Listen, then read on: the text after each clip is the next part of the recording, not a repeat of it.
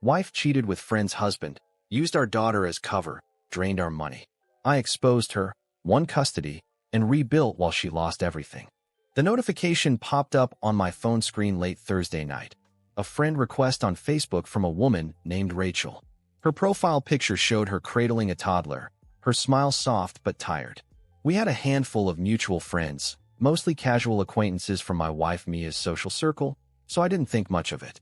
I hit accept, figuring she was just another mom from the neighborhood playgroup Mia sometimes dragged our daughter Lily to. I was sprawled on the couch, exhausted from a double shift at the warehouse, my boots still on, when the first message came through. "Hey, Mark, I don't know you, but we need to talk. It's about Mia." My stomach did a slow flip, the kind you get when you sense something's off but can't place it yet. I typed back, "Sure, what's up?" Her reply hit like a freight train.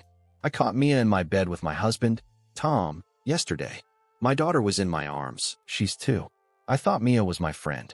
I stared at the words, my thumb hovering over the screen, my brain scrambling to process. Mia, my wife of 8 years, mother of our 2 kids, Lily and Ethan, was cheating? With some guy named Tom? My hands shook as I typed. "Are you sure? When did this happen?" Rachel's response was instant, positive. I walked in on them. She didn't even try to deny it, just grabbed her stuff and left. "I'm so sorry you're finding out like this." I dropped the phone onto the cushion beside me, my breath shallow, the room spinning. Yesterday, I'd been at work, hauling crates until my back screamed, while Mia was what? Sneaking around? My mind raced back to that morning. She'd kissed me goodbye, her usual quick peck, and said she was taking Lily to her friend Kelly's for the weekend. Girls' trip to the expo, she'd called it, all smiles. I dropped her off at Kelly's myself, Lily in her booster seat, waving as I pulled away. I'd even carried their bags inside, joking with Kelly about keeping them out of trouble. But now Rachel's words painted a different picture. Tom's truck parked on the street, Mia in his bed, Kelly covering for her. I grabbed my keys and bolted out the door. The drive back to Kelly's was a blur, my knuckles white on the steering wheel. When I got there, the truck Rachel described, a beat-up red Chevy, was gone, but Kelly's car was still in the driveway. I banged on the door, my heart hammering, until Kelly answered, her expression shifting from surprise to unease. "Mark, what's wrong?" she asked, tightening her rope. "Where's Mia?" I demanded, voice low but shaking. She hesitated, eyes darting. "She's at the expo with us." "You dropped her off, don't lie." I cut her off, holding up my phone. Rachel messaged me, Tom's wife. She caught them together. Kelly's face paled, her mouth opening, then closing. I don't know what you mean," she stammered, but the guilt in her eyes said enough. I pushed past her, calling Mia's name, but the house was empty. Lily's overnight bag still by the couch, untouched. Back in my truck, I texted Rachel. "Just checked Kelly's. Truck's gone. Mia's not there. What else do you know?" She replied fast. "Tom's been at Kelly's before, when Mia's there with Lily. I thought it was playdates." I'm so stupid. My chest tightened, a sick realization sinking in. Lily, our 6-year-old, had been part of this lie. Mia had been using her as an excuse for months, claiming Kelly needs help with her kid, or Lily wants a sleepover. I'd bought it every time, trusting her while I worked overtime to keep us afloat. I dialed Mia, my hands trembling, but it went straight to voicemail. "Call me now," I texted, then waited, staring at the screen. An hour later, she replied, "What's going on?" "I'm at the expo." The denial lit a fire in me. "Rachel caught you with Tom, in their bed." "Don't lie." Silence. Then, "That's crazy. She's making it up." I fired back. Kelly froze when I asked. "Tom's truck was there when I dropped you off." "It's over," Mia admitted. More silence, then a flood of texts. Excuses, deflections, "You're overreacting." I kept pushing, hours of back and forth, until she cracked. "Fine, it happened. Once. I'm sorry. Once." The word echoed, hollow and unconvincing, but it was enough. I sat there, the cab of my truck cold, feeling both shattered and strangely relieved. I knew now. No more guessing, no more blind trust. I drove home, the weight of it crushing me. 2 kids, Lily and Ethan, our 4-year-old, depended on me, and Mia had torched everything. I'd just gotten an $8,000 bonus last week for hitting quotas, a lifeline after months of scraping by. It was gone, drained with my latest paycheck, vanished from our joint account. I logged into the bank app, my gut twisting. ATM withdrawals, random charges, nothing I could trace fast. She'd been spending it, living it up while I busted my back. We weren't rich. I worked 60-hour weeks so she could stay home, so our kids had a decent life. Now we were broke, and she'd wrecked not just us, but Rachel's family too. I called my sister, Tara, needing someone to anchor me. Mia cheated, I said, voice flat. Caught with some guy, Tom. Used Lily as a cover. Tara gasped, then went quiet. Mark, I'm so sorry. What are you gonna do? I don't know, I admitted. She admitted it, but I think it's been going on longer.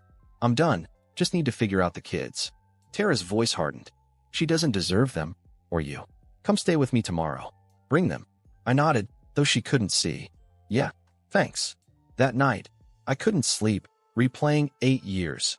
Our wedding, the kids' births, quiet nights I thought meant something. I'd never cheated, never even thought about it. Why had she? How many times? The questions gnawed at me, but one thing was clear.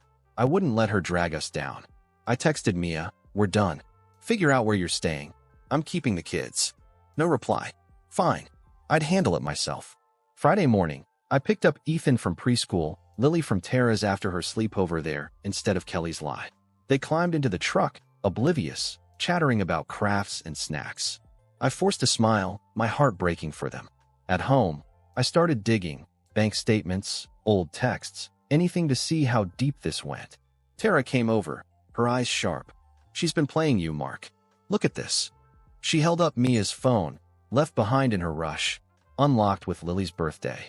Messages from Tom, months old. Can't wait to see you at Kelly's. Kids are asleep. Come over. My stomach churned. This wasn't once. It was a pattern, and I'd been blind. I wasn't just hurt. I was furious. She'd used our daughter, betrayed me, and blown our money. I wanted her to feel this, to face what she'd done. Tara sat beside me, resolute. What's the plan? I exhaled, staring at the evidence. She thinks I'll let it go? I won't. I'm taking control, starting now. Update 2. Friday night settled over the house like a heavy fog. The kids' laughter from the living room a stark contrast to the storm inside me. Lily and Ethan were sprawled on the rug, building a lopsided Lego tower, oblivious to the wreckage Mia had left behind. I sat at the kitchen table, Tara beside me, Mia's phone between us like a loaded gun. The messages stared back, Tom's words, casual and smug, stretching back months. Kelly's out. Meet me. Lily's asleep, right? Perfect. My hands clenched, nails digging into my palms. This wasn't a one-time slip. It was a double life, and she dragged our daughter into it. Tara scrolled further, her jaw tight. Mark, this goes back at least 6 months, maybe more. Look, Expo last fall was fun. That was when she took Lily for that girls' weekend. I remembered it, me working overtime, Mia texting me photos of Lily with cotton candy, swearing it was just her and Kelly. Lies, all of it. She's been using Lily as a prop, I said, voice low, shaking. Tara nodded, her eyes flashing. And Kelly's in on it, covering every time. What else has she lied about? I grabbed my laptop, pulling up our bank account again. The $8,000 bonus and my latest paycheck, $2, $500, were gone, but now I dug deeper. Withdrawals, $200 here, $300 there, stretching back weeks, months. Coffee shops I never visited, a boutique in town, cash pulls at ATMs near Kelly's place.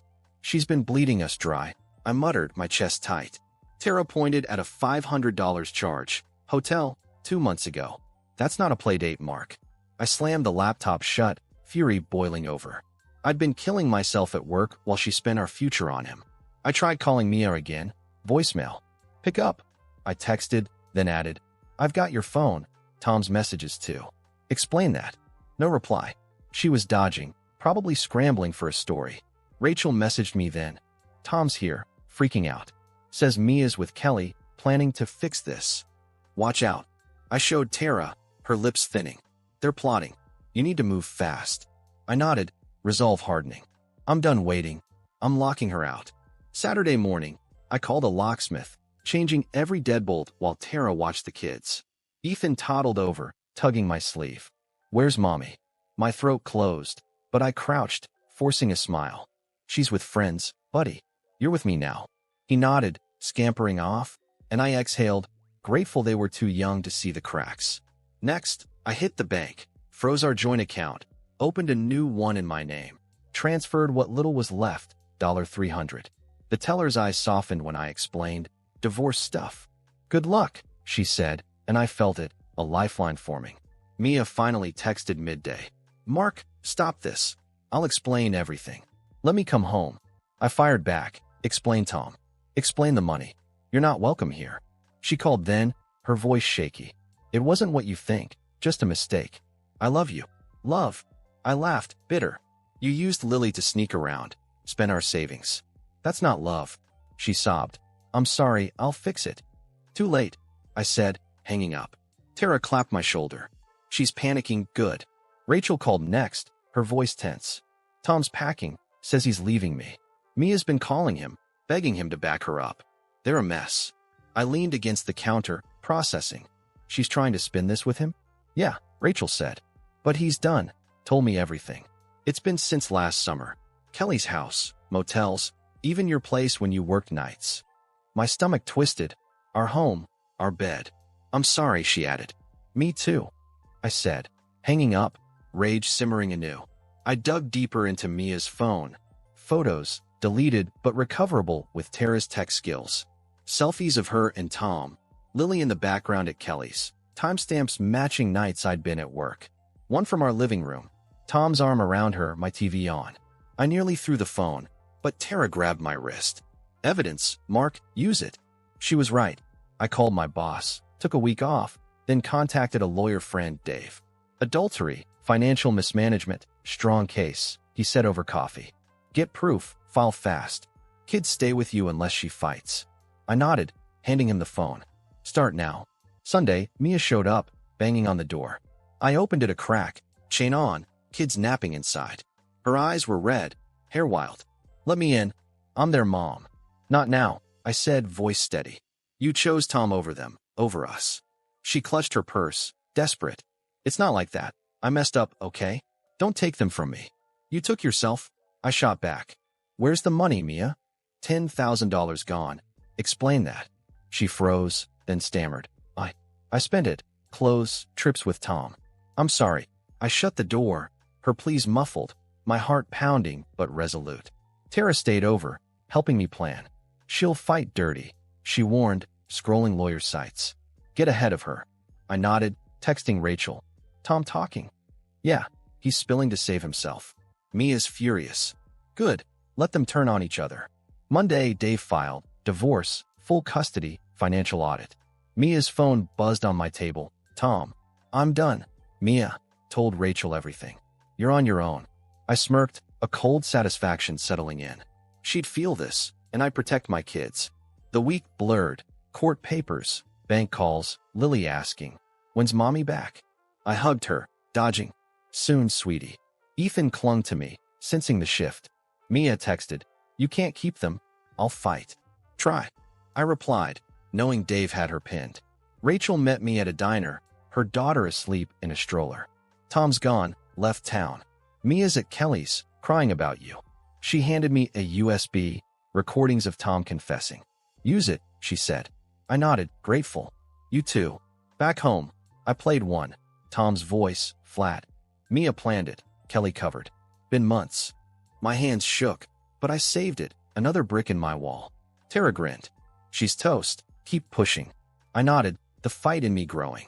Mia thought I'd roll over. She was wrong. I'd expose every lie, every betrayal, and build something new for me and the kids. Update 3.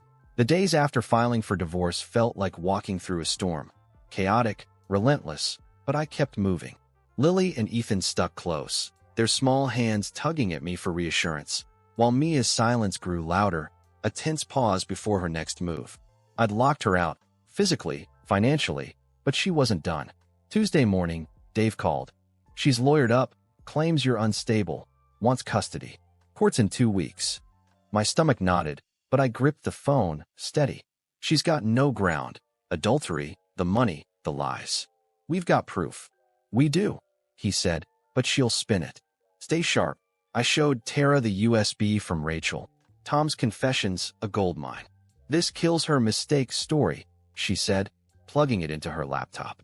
His voice crackled through. Mia set it up. Kelly's house, motels. Said Mark works too much. Easy to dodge him. I winced, the sting fresh. My overtime, my trust, twisted into her excuse. Tara's eyes narrowed. She's disgusting. Using that against you. I nodded, jaw tight. Court will see it. Lily was there. Ethan too sometimes. She didn't care. Mia texted midday. Give me the kids. I'm their mom. You can't do this. I fired back.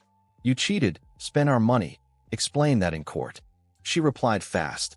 I'll tell them you're never home. Neglectful. They'll believe me. My blood boiled. She'd turned my work, my sacrifice, into a weapon. Tara read over my shoulder, scoffing. She's desperate. Let her try. I nodded, texting Dave. She's threatening neglect claims. Counter it. On it, he replied. We've got bank records, messages, her story's trash. Wednesday, Kelly called. First time since I confronted her. Mark, I'm sorry. I didn't mean for this. Her voice trembled, fake remorse dripping. You covered for her, I said cold. Lily was there. You let Tom in. She stammered. Mia said it was nothing. I didn't know. You knew enough. I cut her off, hanging up. Tara smirked. She's scared. Might flip on Mia. I nodded, an idea sparking. Maybe we push her. I messaged Rachel. Kelly called, apologizing. Think she'll talk. Maybe, she replied. She's mad Mia dragged her in. Tom said Kelly's panicking. I met Kelly at a park Thursday, neutral ground. Ethan and Lily playing nearby. She looked haggard, guilt etched in her face. I didn't want this, she started. Mia begged me to lie, said you'd never find out. I crossed my arms. You let Tom around my kid, why? She fidgeted. He'd come when Lily was asleep. Mia swore it was quick. I didn't ask. My stomach churned, but I pressed. Testify that. Help me keep them. She hesitated, then nodded. Okay, I owe you that. Friday, Mia showed up at Tara's, where I'd moved the kids, banging on the door. Tara answered, blocking her. Leave, Mia, court's handling this. Mia's voice rose, shrill. They're mine. You can't stop me. I stepped out, calm but firm. You lost that right, go. She lunged, Tara pushing her back, and neighbors peeked out. I'll take them, Mia shouted, but I called 911, reporting a disturbance. Cops arrived, escorting her off, her threats echoing. Tara grinned. She's unraveling, perfect. Dave added Kelly's statement and the police report to our case. More cracks in Mia's facade. Saturday, Rachel texted, Tom's back, cooperating with cops. Mia's freaking out. I met him at a diner, his face drawn, defeated. I'm done lying, he said, sliding me a notebook. Dates, places, Mia's plans. She spent your money, bragged about it. I'm sorry. I took it, voice steady. Help me in this, testify. He nodded. Yeah, for my kid too. Sunday, Mia's lawyer emailed Dave, a weak counterclaim. I'd abandoned her, forced her to seek comfort. I laughed, showing Tara. She's delusional, she said, but worry flickered in me. What if a judge bought it? Dave called. It's nonsense. Evidence buries her. Relax. I tried, but the kids' questions, Lily's why's mommy mad, kept me up. I hugged them tighter, vowing she'd never win. Monday, I dug into the money, traced $3,000 to a joint credit card Mia opened secretly, maxed out on jewelry, dinners, a weekend Tom admitted was theirs. Dave filed for financial restitution, nailing her harder. Tara found a voicemail Mia left on her old phone, forgotten at home.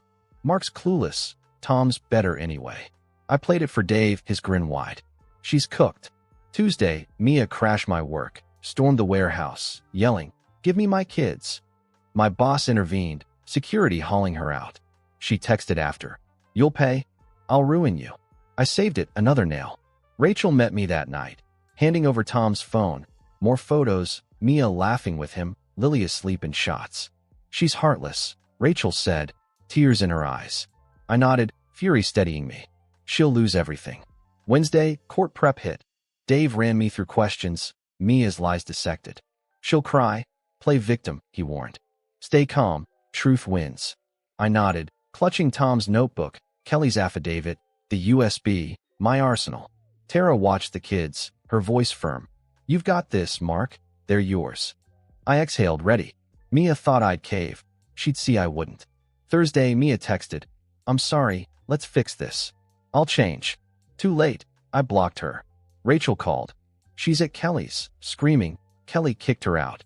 I smirked, the tide turning. Friday, Dave filed an emergency motion, supervised visits only, citing her instability. Court loomed, and I felt it. Her world cracking, mine rising. She'd hurt us, but I'd protect what mattered. Update 4. Court day dawned cold and gray, the kids with Tara as I drove to the courthouse, my truck rumbling over frost-slick roads. Dave met me outside, suit crisp, briefcase heavy with our case. Tom's notebook, Kelly's affidavit, bank records, Mia's own words on that voicemail. She's got nothing, he said, clapping my shoulder. Stay steady, she'll crumble. I nodded, my breath visible in the chill, nerves buzzing but resolve firm. Mia had wrecked us, me, the kids, Rachel's family, but today, she'd face it.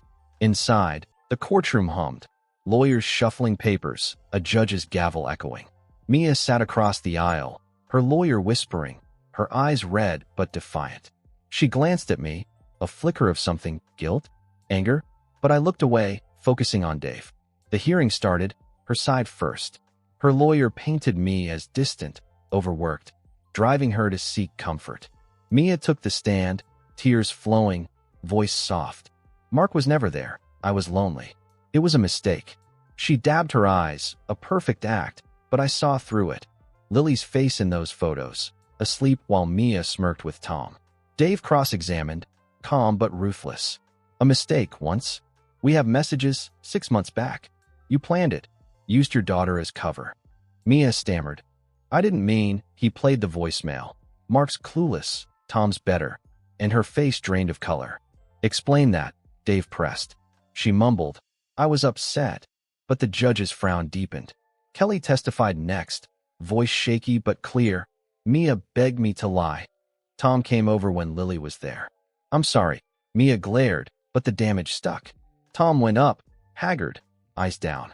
It was months. Mia pushed it. She spent Mark's money, bragged about it. Her lawyer objected, but the judge allowed it. Tom's notebook entered as evidence.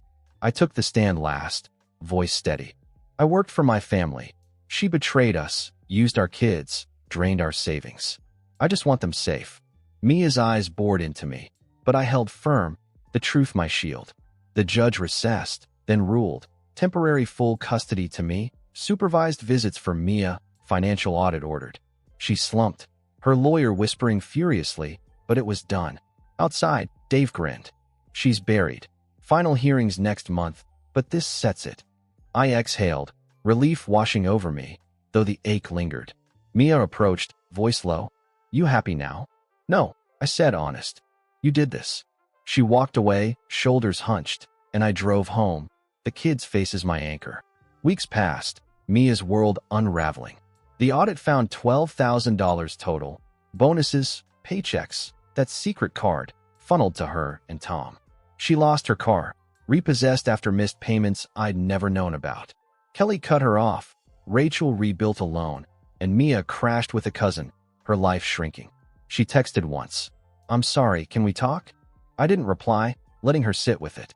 Tara hosted us, Lily asking, is mommy okay? I hugged her. She's figuring things out. We're good here. The final hearing sealed it. Full custody mine. Mia ordered to repay half the money. Visitation strict. She didn't fight. Her fire gone. I moved us to a smaller place. Cozy. Ours. Working steady. Rebuilding. Rachel called.